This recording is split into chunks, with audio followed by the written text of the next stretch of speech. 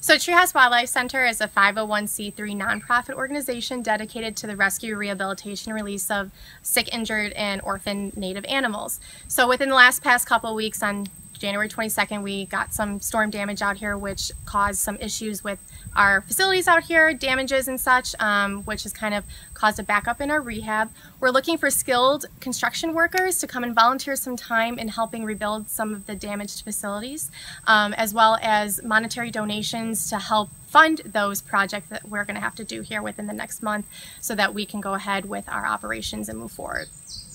This is our resident fox enclosure, which was one of the facilities that suffered the most damage due to the storms on the 22nd of July.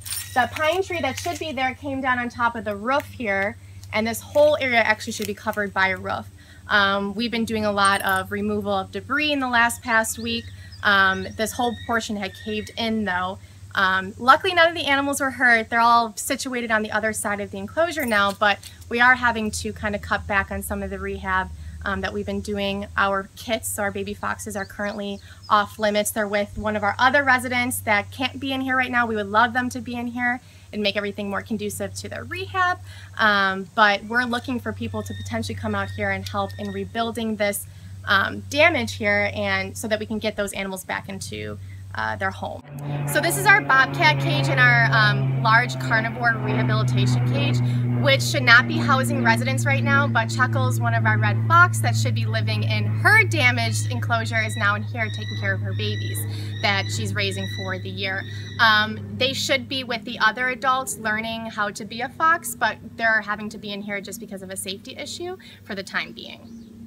Okay, we're inside our flight enclosure, and what happens is our birds that leave the clinic and are ready to be rehabbed for release will be taken out to this area here.